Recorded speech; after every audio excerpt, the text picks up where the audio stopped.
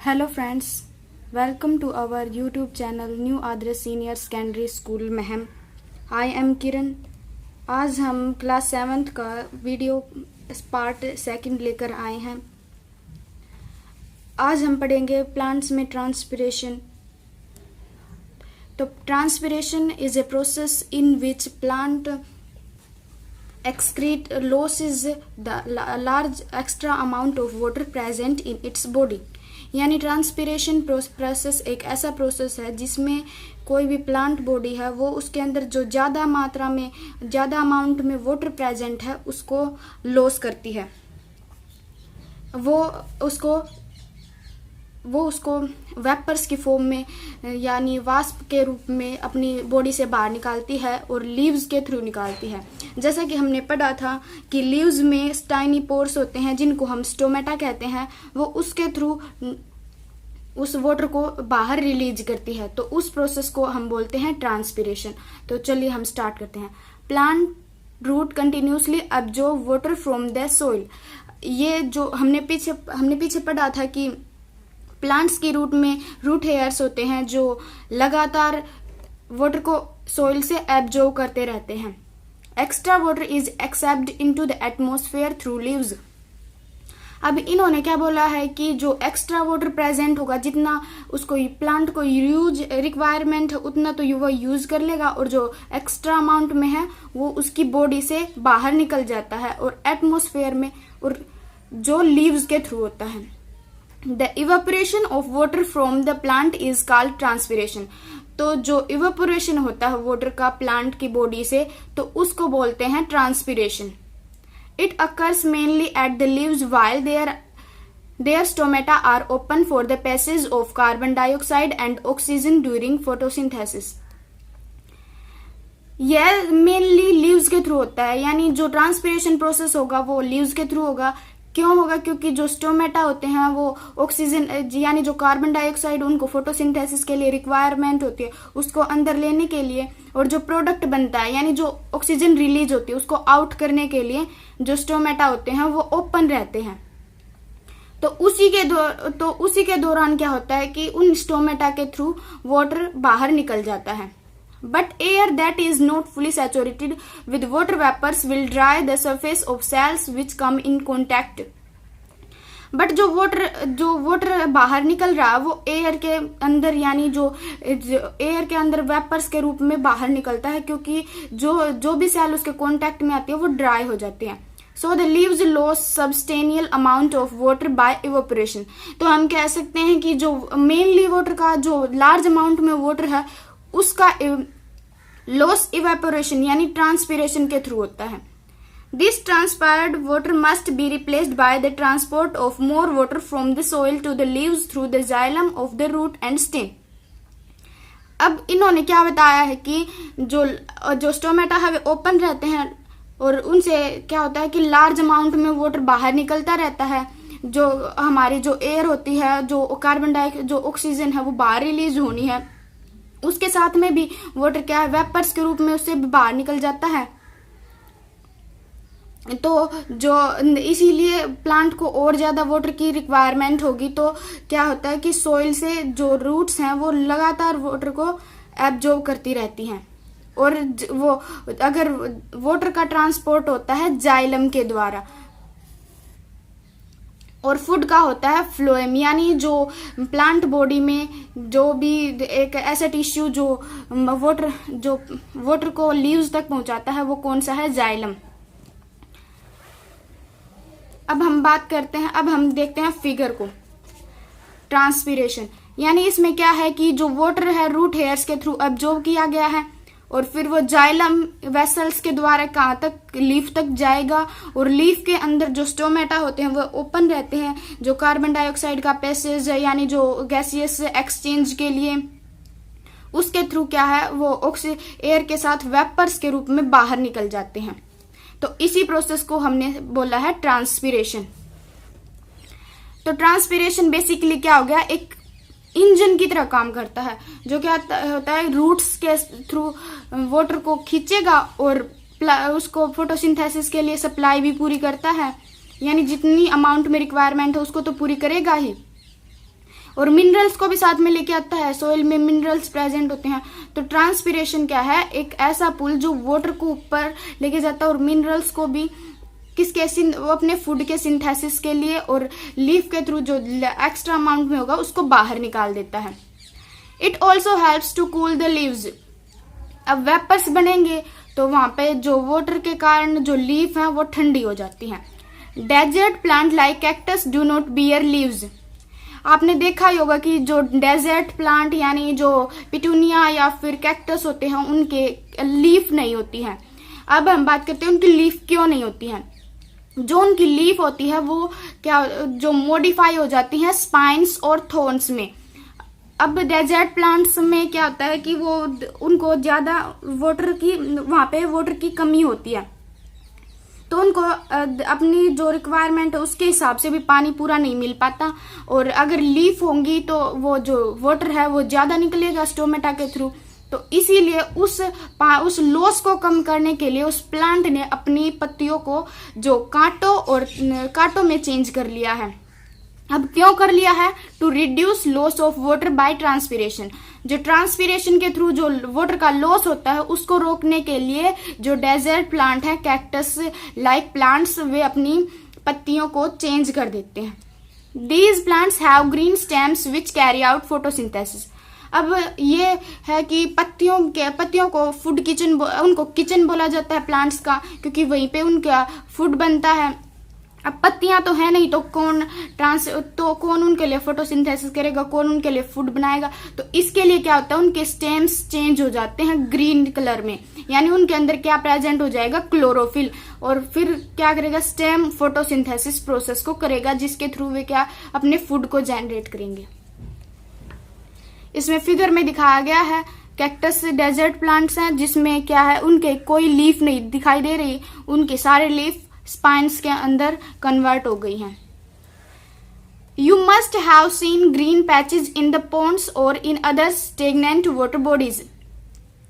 आपने जैसे कि तालाब हो गया और कोई भी ठहरा हुआ पानी स्टेगनेंट, जैसे कहीं पे पानी रुक जाता है तो वहां पे आपने जरूर ही ग्रीन कलर के पैचेज यानी धब्बे दिखाई दिए होंगे।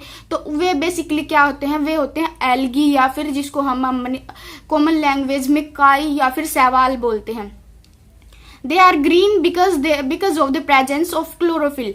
अब हमने पीछे पढ़ा था कि लीव्स ग्रीन क्यों दिखाई देती हैं, क्योंकि उनके अंदर क्लोरोफिल नाम का पिगमेंट होता है और वो क्या करता है, लाइट को कैप्चर करता है।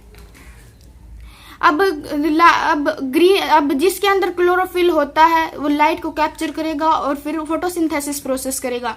अब जो ग्रीन एल्गी है, जो एल्गी उसके अंदर भी क्या होता है, क्लोरोफिल हो गया, तो इसीलिए ये कौन सा हो गया, ऑटोट्रोप हो गया। और algae can make their own food by photosynthesis. इसीलिए जो अगर ये ऑटोट्रोप हो गया तो क्या होगा, इसमें ये फूड अपना खुद से बनाएगा और फोटोसिंथेसिस प्रोसेस के थ्रू। अब हम पढ़ते हैं synthesis of food other than carbohydrate. यानी जो फूड है उस प्लांट्स में क्या बना है, सुगर्स यानी कार्बोहाइड्रेट्स। अब प्लांट को रिक्वायरमेंट प्रोटीन्स की भी हो सकती है और नाइट्रोजन की, और तो उसके अब कार्बोहाइड्रेट्स के अलावा वो अलग से फूड कैसे बनाता है, यानी फैट्स प्रोटीन्स उनको कैसे बनाता है, तो ये पढ़ेंगे। You have just learn that plants make sugars which are carbohydrates. आपने पीछे ही पढ़ा है कि जो प्लांट्स हैं वो सुगर्स बनाते हैं फोटोसिंथेसिस प्रोसेस के थ्रू, और जो बेसिकली कार्बोहाइड्रेट है, यानी सुगर्स को ही हम क्या बोलते हैं, carbohydrates. Carbohydrates are compounds of carbon, hydrogen and oxygen. अब कार्बोहाइड्रेट्स हमें किससे मिले हैं, कार्बन डाइऑक्साइड और वाटर से।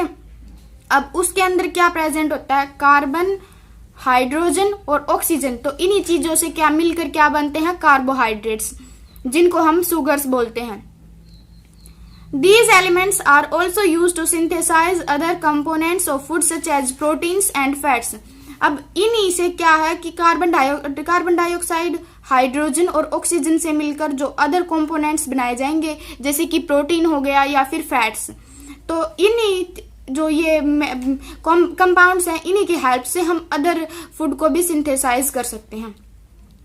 लेकिन क्या प्रोटीन्स में क्या होता है, नाइट्रोजन प्रेजेंट होती है जो अलग से ग्रुप होता है, और हमारे पास क्या है, सिर्फ कार्बन, हाइड्रोजन और ऑक्सीजन। तो हमें क्या प्रोटीन्स को बनाने के लिए नाइट्रोजन की आवश्यकता होगी, क्योंकि but nitrogen or nitrogenous compounds that is they contain nitrogen.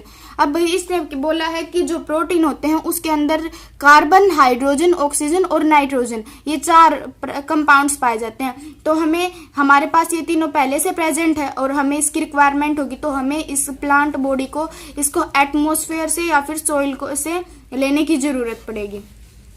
From where they do plants obtain nitrogen for synthesis of for proteins। अब हमें बात करनी है कि वो नाइट्रोजन को प्राप्त कहाँ से करेंगे। About 78% air is nitrogen. हम जानते हैं कि नाइट्रोजन में एयर में नाइट्रोजन कितने परसेंट होती है, ये होती है 78%। लेकिन प्लांट्स की बात करें तो वो डायरेक्टली नाइट्रोजन को स्टोमेटा के थ्रू अपनी बॉडी के अंदर नहीं ले सकते, वे उसका यूज करने में अनेबल है। इसीलिए वो क्या होता है, उसको नेचुरल फॉर्म में, यानी जो नाइट्रोजन हमारे वायुमंडल एटमॉस्फेयर में प्रेजेंट है उसको दूसरे कंपाउंड्स में चेंज करेगी और फिर अपनी बॉडी के अंदर लेती है। But plants can not absorb nitrogen into its natural form. अब plants absorb nitrogen in its compound such as ammonia. अब किन किन कंपाउंड्स में वो अपने प्लांट बॉडी उनको ले सकती है, तो वे हैं अमोनिया, नाइट्राइट और nitrates. These are certain types of bacteria called nitrogen fixing bacteria। अब जो उनको जैसे कि नाइट्रोजन है उसको अमोनिया में कन्वर्ट किया जाएगा या फिर नाइट्राइट्स में या फिर नाइट्रेट्स में, तो उसके लिए कुछ बैक्टीरियाज होते हैं जो क्या करते हैं, नाइट्रोजन को फिक्स कर देते हैं, यानी उसको चेंज कर देते हैं अमोनिया नाइट्रेट या नाइट्राइट्स में। तो उन बैक्टीरिया को बोलते हैं नाइट्रोजन फिक्सिंग बैक्टीरिया। इसका most common example is Rhizopus, जो कि पल्सीज यानी दालों की जो रूट्स होती हैं, उनके प्लांट्स की रूट्स उसके अंदर पाया जाता है, जो नाइट्रोजन को नाइट्राइट्स या फिर नाइट्रेट्स में चेंज करता है और फिर प्लांट उसको ले लेता है और इसी के कारण दाल में ज्यादा प्रोटीन पाया जाता है। That converts gaseous nitrogen into a usable form and release it into the soil। अब ये जो बैक्टीरिया होते हैं वो उसको नाइट्रोजन को फिक्स कर देंगे, यानी चेंज करके उसको सोइल में रिलीज कर देते हैं। This soluble form of nitrogen is absorbed by the plants along with the water। और जो ये सोल्यूबल फॉर्म है नाइट्रोजन की, वो प्लांट्स के थ्रू एब्जॉर्ब कर ली जाएगी वाटर के साथ। Farmers and nitrogen-rich fertilizer use such as urea and ammonia sulfate to the soil। अब फार्मर्स क्या करते हैं कि नाइट्रोजन रिच फर्टिलाइजर यानी जो वे खाद या फिर उर्वरकों का यूज करते हैं, उनमें क्या होता है, उनमें अमोनियम सल्फेट पाया जाता है और वे अमोनियम सल्फेट इसीलिए डालते हैं ताकि प्लांट्स को जो नाइट्रोजन की रिक्वायरमेंट है उसको पूरा किया जा सके, ताकि प्लांट में ज्यादा ग्रोथ हो सके। In this way plants fulfil their requirement of nitrogen along with other constituents. अब जो यूरिया है उसके अंदर अमोनियम सल्फेट या फिर सल्फर, कुछ फास्फोरस जैसे कंपाउंड्स भी मिलेंगे, तो प्लांट्स को जो नाइट्रोजन के अलावा जिनके जरूरत होगी तो वो भी रिक्वायरमेंट उनके द्वारा पूरी हो जाती है। इसीलिए फार्मर्स फर्टिलाइजर्स को यूज करने में ज्यादा फोर्स करते हैं। This nitrogen is used by the plants to make protein. अब इस नाइट्रोजन को यूज क्या करेंगे, प्लांट्स प्रोटीन्स को बनाने के लिए करेंगे। जैसे कि हमने पढ़ा था कि प्रोटीन्स के अंदर कार्बन, हाइड्रोजन और ऑक्सीजन और नाइट्रोजन होना चाहिए। तो अब हमें अमोनिया या फिर नाइट्रेट या नाइट्राइट्स या फिर यूरिया से हमें जो नाइट्रोजन मिली है उसका यूज प्लांट्स प्रोटीन को बनाने में कर लेते हैं। अब हम पढ़ते हैं कि activity to show that light is necessary for photosynthesis. अब हमें देखना है कि लाइट रियलिटी में जो फोटोसिंथेसिस प्रोसेस है उसके लिए जरूरी है या नहीं। इसके लिए हमें एक प्लांट लेना है, पोटेड प्लांट। इसमें एल्यूमिनियम फॉइल या फिर आयोडीन सॉल्यूशन, इथाइल अल्कोहल की जरूरत पड़ेगी। तो प्रोसीजर में हमें क्या करना है कि जो प्लांट है उसको 24 आवर्स के लिए कमरे के अंदर रखेंगे। उसकी एक लीफ को हम ढक देंगे एल्यूमिनियम फॉइल से और फिर उसको जो लाइट के अंदर आने से रोकेंगे। अब उसको फिर बाद में उसको जो 24 घंटे तक उसको अंधेरे में रखा था, अब उसको सनलाइट की प्रेजेंस में रखेंगे और उस पत्ती को फिर जो हमने कवर की थी पत्ती उसको हम रिमूव करेंगे, एल्यूमिनियम फॉइल को उससे के ऊपर से रिमूव करेंगे और फिर उसको अच्छे से वॉश कर लेंगे। लीफ जो अल्कोहल सॉल्यूशन है उसके अंदर डाल के उसको वॉश कर लेंगे। अब उस जो अल्कोहल में से जो वॉश की है उस पत्ती के ऊपर हम आयोडीन सॉल्यूशन डालेंगे तो उसका कलर है वो ब्लू में चेंज हो जाता, जो ब्लूइश कलर में चेंज हो जाता है जो शो करता है कि जो पत्ती के अंदर जो स्टार्च बना है, क्योंकि स्टार्च और आयोडीन मिलकर ब्लू कलर को प्रोड्यूस करते हैं। तो हम इससे, और जो हमारा जो ढका हुआ पार्ट था लीफ का उसके ऊपर कोई कलर नहीं दिखाई दिया। तो इससे हम यह अनुमान लगा सकते हैं कि प्लांट को लाइट की जो रिक्वायरमेंट होती है स्टार्च को बनाने के लिए, अगर क्योंकि हमने उसको सनलाइट नहीं दी थी उस लीफ के पार्ट को, तो वहां पे कोई स्टार्च नहीं बना। तो इससे हमें पता चलता है कि light is necessary for photosynthesis. हमें नेक्स्ट एक्टिविटी में बताया गया है कि जो फोटोसिंथेसिस प्रोसेस होता है उसके लिए क्लोरोफिल की भी रिक्वायरमेंट होती है। तो हमें प्रोसीजर सेम रखना है। प्लांट को 24 आवर्स के लिए डार्कनेस में रखा, फिर उसको 4 से 5 आवर्स के लिए सनलाइट में रखा, फिर जो एक लीफ है उसको हमने अल्कोहल के अंदर डाल दिया ताकि जो क्लोरोफिल है उसका वो रिमूव हो जाए।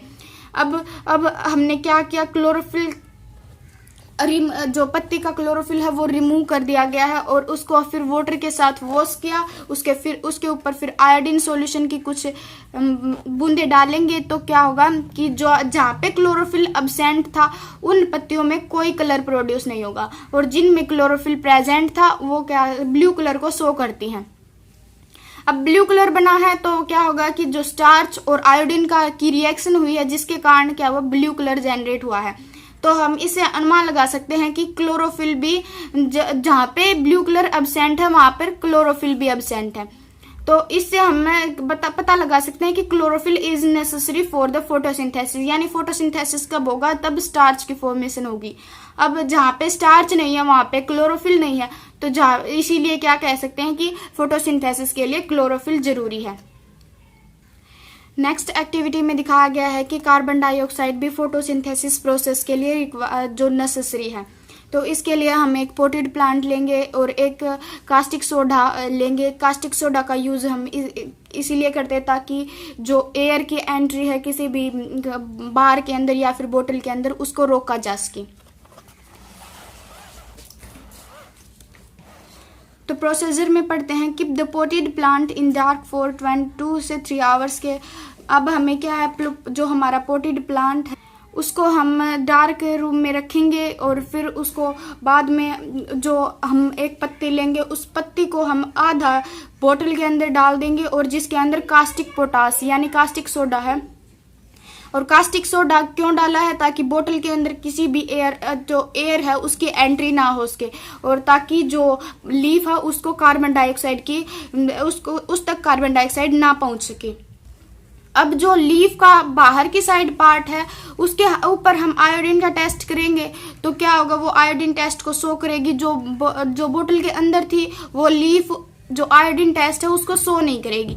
क्यों नहीं करेगी, क्योंकि जो कार्बन डाइऑक्साइड की सप्लाई थी वो उससे कट हो चुकी है। तो इसके कार्बन डाइऑक्साइड के कारण जो नहीं मिली तो इससे शुगर्स प्रोड्यूस नहीं हुई। तो इससे हम कह सकते हैं कि कार्बन डाइऑक्साइड भी फोटोसिंथेसिस के लिए जरूरी है। नेक्स्ट एक्टिविटी में हम पढ़ते हैं कि ऑक्सीजन रिलीज होती है फोटोसिंथेसिस के प्रोसेस के दौरान। तो इसके लिए हम एक हाइड्रीला प्लांट लेंगे, एक बीकर लेंगे, टेस्ट ट्यूब लेंगे और एक वाटर फनल लेंगे। अब हमें क्या करना है कि बीकर को वाटर आधा भरना है वाटर से और फिर उसके अंदर एक हाइड्रीला प्लांट रखेंगे ताकि जिसके अंदर हम जो ऑक्सीजन रिलीज हुई है उसको देख सकें। अब हमने जो हाइड्रिला प्लांट है उसके ऊपर कोई भी एक फनल रख देनी है और फिर उसको 2 से 3 आवर के लिए सनलाइट में रखेंगे और फिर आप देखोगे कि जो फनल के अंदर है वो गैस बबल्स दिखाई देंगे और जो वाटर का लेवल था बीकर के अंदर वो भी गिर जाएगा। तो इससे हम अनुमान लगा सकते हैं कि जो बबल्स बने हैं वो ऑक्सीजन गैस के बने हैं। तो इससे हम कह सकते हैं कि जो फोटोसिंथेसिस प्रोसेस के दौरान ही क्या वो ऑक्सीजन इवोल्व हुई है। तो हम कह सकते हैं कि जो oxygen is released during photosynthesis.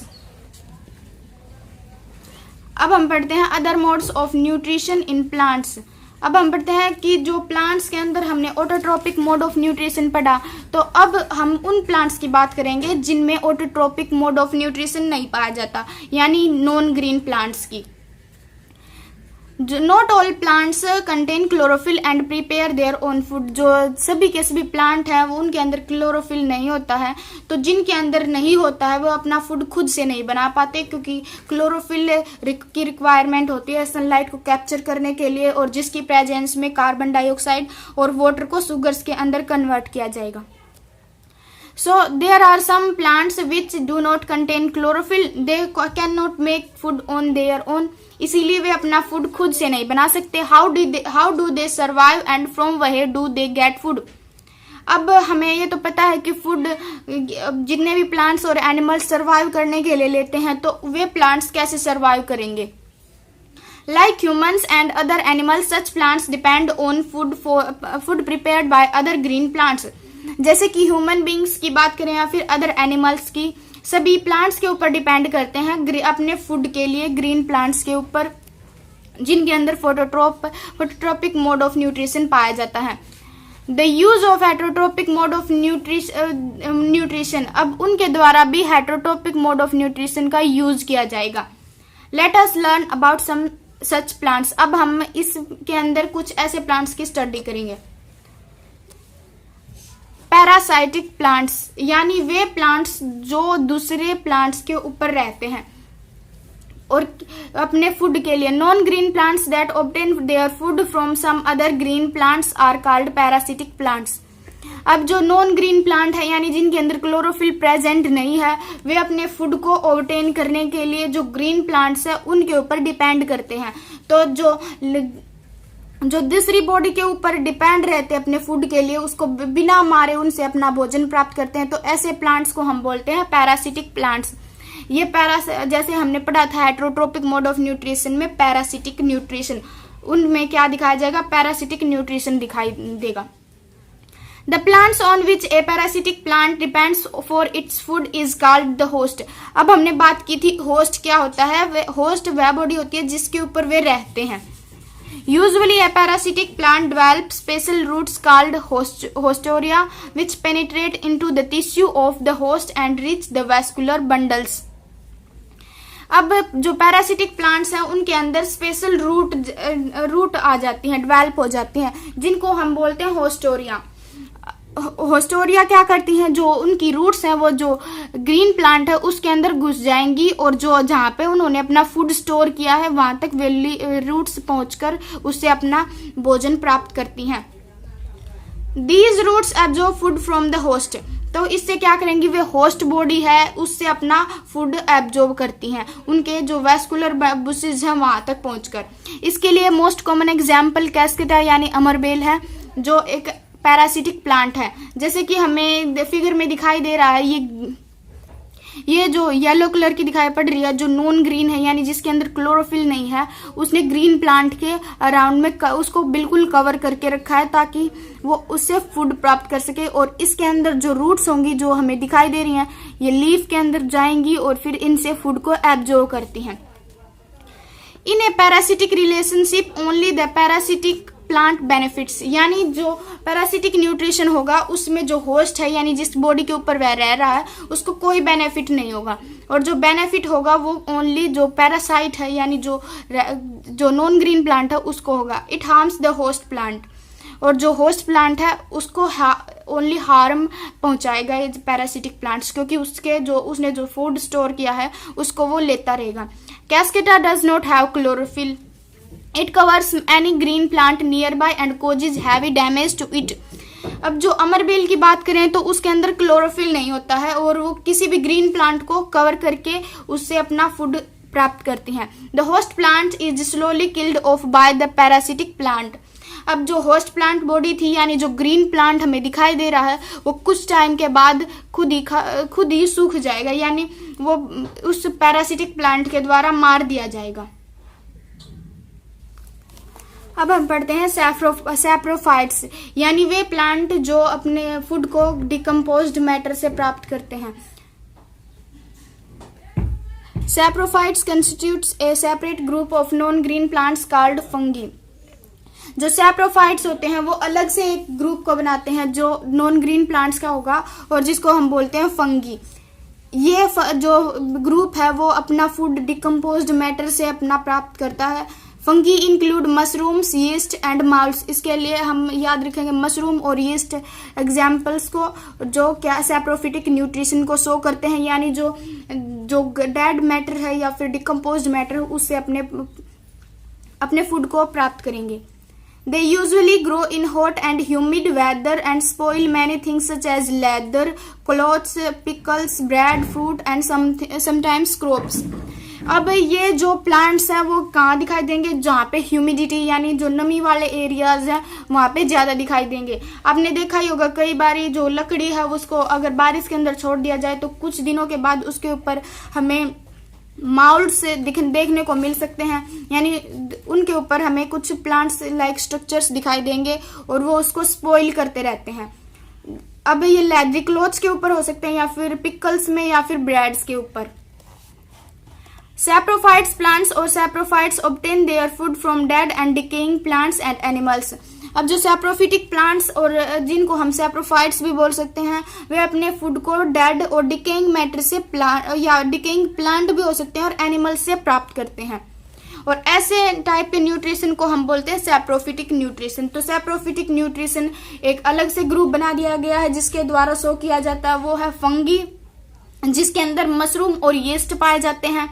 अब ये क्या करते हैं? They secrete special digestive enzyme on the dead and decaying matter and convert it into a solution to get nutrients from it. अब ये अपनी बॉडी के अंदर ले जाकर उसको डाइजेस्ट नहीं करने के बजाय अपने एंजाइम्स को, जो डाइजेस्टिव एंजाइम्स है यानी जो डाइजेशन में हेल्प करेंगे, उनको अपनी बॉडी से बाहर जो डेड मैटर है उसके ऊपर छोड़ देंगे और फिर वो क्या कर देंगे? वो जो वे एंजाइम्स उसको न्यूट्रिएंट्स में कन्वर्ट कर देंगे, यानी जो उनको चाहिए है कार्बोहाइड्रेट्स, प्रोटीन्स, उनके अंदर चेंज करके फिर अपने बॉडी के अंदर ले लेते हैं। तो यह ऐसा न्यूट्रिशन सैप्रोफाइट्स के द्वारा शो किया गया है। ये हमें कुछ फिगर्स दिखाई दे रही हैं जो मशरूम्स है वो डिकेइंग मैटर के ऊपर ग्रो होती हुई। Fungi however are not always harmful. अब हम बात करते हैं कि जो फंगी है वो हमेशा हार्मफुल नहीं हो सकती, कई बार यह हमारे लिए यूजफुल भी हो सकती है। सम फंगीज आर यूजफुल। इसे अब हम बात करते हैं यूजफुल कौन से होते हैं। तो mushrooms are good sources of proteins. अब जो मशरूम है उनका यूज प्रोटीन्स को प्राप्त करने के लिए किया जाता है, क्योंकि उनमें जो प्रोटीन होगा वो लार्ज अमाउंट में होता है। तो मशरूम का अगर किसी को ज्यादा अमाउंट में प्रोटीन की रिक्वायरमेंट होगी तो वो मशरूम्स का यूज करेगा, तो इसलिए वो यूजफुल हो गई। तो yeast are used in bakery to make cakes. अब हम बात करें यीस्ट की, तो यीस्ट बेकरी शॉप्स में यूज किया जाता है बेसिकली ब्रेड्स और केक्स को बनाने के लिए, ताकि वो स्पॉन्जी हो सके। तो penicillin magnificent antibiotic is developed from a kind of fungus. अगर हम बात करें पेनिसिलिन एक मेडिसिन जो कि हमें एक फंगस से ही प्राप्त होती है, तो इसलिए हम कह सकते हैं कि जो सारे सैप्रोफाइट्स हैं वो हमारे लिए केवल हार्मफुल नहीं, कई बार यूजफुल भी हो सकते हैं। इसके लिए हम मशरूम, यीस्ट और पेनिसिलिन का एग्जाम्पल ले सकते हैं। तो चलिए अब हम इससे रिलेटेड कुछ क्वेश्चंस को देखते हैं। तो which process helps the plant to draw water from the soil. अब हमें ये उस प्रोसेस का नाम बताना है जो सोइल से वाटर को एब्जॉर्ब करने में हेल्प करता है। तो हमने एक ट्रांसपिरेशन को पढ़ा था, जो एक इंजन की तरह काम करता है, जो वाटर की सप्लाई को लीव्स तक पहुंचाता है या फिर जहां तक उसकी रिक्वायरमेंट होती है वहां तक पहुंचाया जाता है। Where do cacti make their own food. अब हमें बात करनी है कैक्टी यानी कैक्टस प्लांट की, वो अपना भोजन कैसे बनाता है। ये हमने देखा था कि कैक्टस के अंदर लीफ जो मॉडिफाई हो जाती है थॉर्न्स और स्पाइन्स में, तो उसके अंदर जो फोटोसिंथेसिस प्रोसेस होता है वो स्टेम कैरी आउट करता है, यानी स्टेम के अंदर क्लोरोफिल होगा और वो फोटोसिंथेसिस को शो करेगा। अब हम आते हैं अपने नेक्स्ट क्वेश्चन पे, why do we add fertilisers and manures to the soil. अब हमें बात करनी है कि हम फर्टिलाइजर्स और मैनर्स का यूज क्यों करते हैं, सोइल के अंदर क्यों डालते हैं। तो हमने पढ़ा था कि फार्मर्स यूजुअली यूरिया और अमोनियम सल्फेट का यूज करते हैं ताकि जो अदर कंपाउंड्स है जैसे कि नाइट्रोजन या फिर सल्फर, उनकी रिक्वायरमेंट को पूरा किया जा सके और ताकि जो प्लांट है वो कार्बोहाइड्रेट्स के अलावा भी अदर प्रोटीन या फिर फैट्स को जनरेट कर सके। अब हम देखते हैं next question, what are parasites. अब हम बात करते हैं पैरासाइट्स क्या होते हैं। पैरासाइट्स को हमने देखा कि जो प्लांट्स के ऊपर, जो होस्ट बॉडी के ऊपर रहते हैं, उससे अपना न्यूट्रिशन प्राप्त करते हैं, तो उनको बोलते हैं पैरासाइट्स। और how they get their food. अब हमें बात करना है कि वे अपने फूड को कहाँ से प्राप्त करेंगे, तो वे अपने फूड के लिए होस्ट के ऊपर डिपेंड करेंगे और इसके लिए हमें एग्जाम्पल्स यानी अमरबेल का एग्जाम्पल